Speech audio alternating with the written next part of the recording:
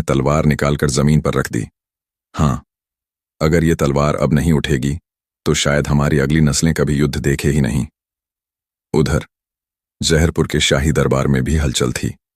वजीर शराफुद्दीन और बेगम नियाजा को जैसे ही ये समाचार मिला कि माहिरा नूराबाद पहुंच चुकी है, उन्होंने जहरपुर की सैन्य तैयारी रोकने का आदेश दे दिया। अगर हमारी बेटी ने मोहब्बत चुनी है, वजीर बोले, तो हमें उसकी इस जंग में उसके साथ खड़ा होना होगा। कुछ ही घंटों में दोनों रियासतों के दरवाजे खुले। नूराबाद और जहरपुर के सरहदी इलाकों में पहली बार तलवारें नीचे रख दी गईं। वहां ढोल नहीं बजे, तोपें नहीं गरजीं, बल्कि वहां एक ऐलान हुआ।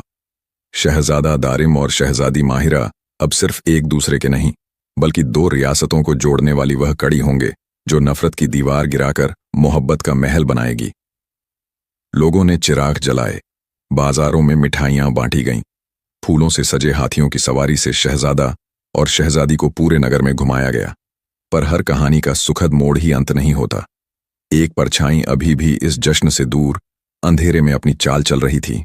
एक जलन, एक ईर्ष्या, जो न तो मोहब्बत को बर्दाश्त कर पा रही थी न एकता को।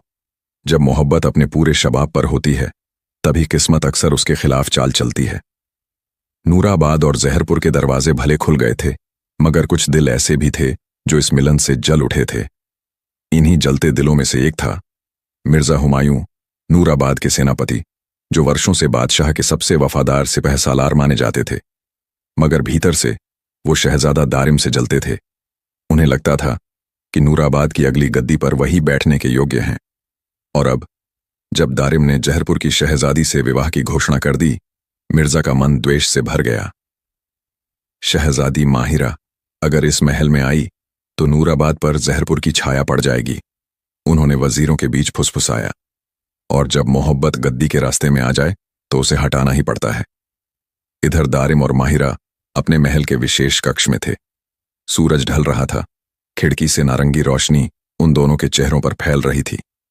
हमने साथ चलने का वादा किया है, माहिरा ने मुस्कुराते हुए कहा, मगर डर लगता है कि यह सफर आसान नहीं होगा। दारिम ने उसका हाथ थामते हुए कहा, अगर रास्ता आसान होता तो शायद यह मोहब्बत इतनी कीमती नहीं होती। रात के अंधेरे में मिर्जा हुमायूं एक रहस्यमय महिला से मिलने गए।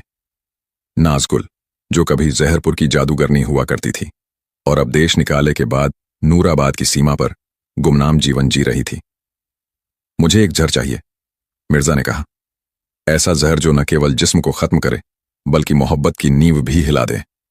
नाज़गुल ने गहरा ठहाका लगाया, जहर तो मिलेगा, लेकिन इसकी कीमत उस गद्दी से चुकानी होगी